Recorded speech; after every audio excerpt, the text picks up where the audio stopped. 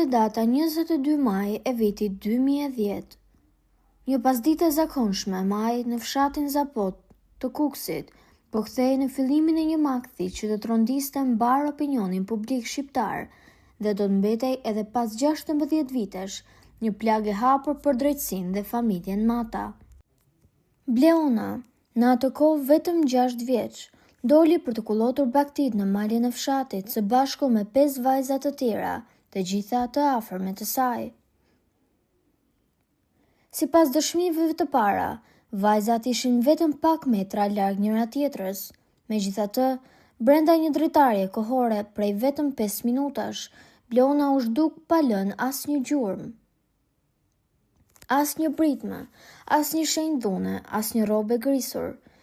Maja e malit, një terren i hapur dhe i dukshëm, u kthye në vendin ku një fëmijë thjesht u avullua. Që nga dita e parë, policia dhe banorët e zonës krehen çdo centimetër të malit të Zapotit. Fillimisht u mendua për një aksident apo sulm nga kafshët e egra, por kërkimet intensive me qenë gjurmues dhe helikopter nuk nxorrën asgjë në dritë. Shpejt vëmendja u zhvendos te 5 vajzat që shoqëronin Bleonën.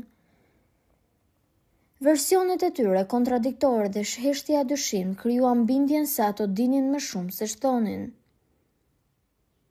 Familja ka këmbgulur gjithmonë se Bleona është rrëmbyer për trafikim.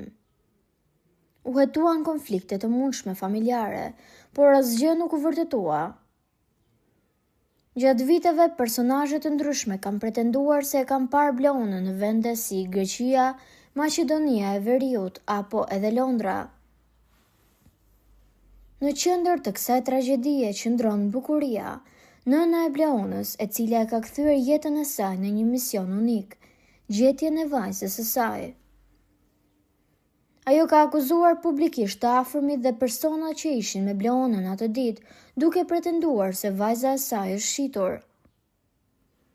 Unë nuk vdes pa e parë dhe njëherë Bleonën. Zemra nënës e ndjen që ajo është gjallë.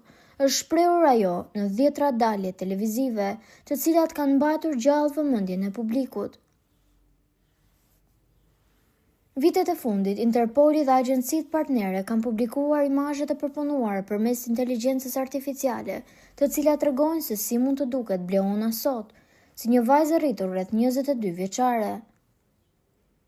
Këto foto janë shpërndarë në pikat kufitare të gjithë Europës, me shpresën se dikush do të njohë tiparet e saj. Sot dosja Bleona Mata mbetet teknikisht e hapur, por pa autor të arrestuar dhe pa asnjë provë konkrete që të çon tek vendodhja e saj. Ky rast është bërë simbol i dështimit të sistemit të drejtësisë për të mbrojtur fëmijët në zona të thella dhe një kujtesë e dhimbshme se si një histori mund të mbetet pafund, duke lënë pas vetëm supozime dhe dhimbje të pashuar. Pyetja që mbetet pezull mbi malet e Zapotit është ende e njëjta. Ku është Bleona? Po juve çfarë mendimi keni për këtë situatë? Komentojeni mendimin tuaj dhe mos harroni të shtypni butonin subscribe për të mos humbur asnjë video të re rreth kanalit ton. Ju faleminderit.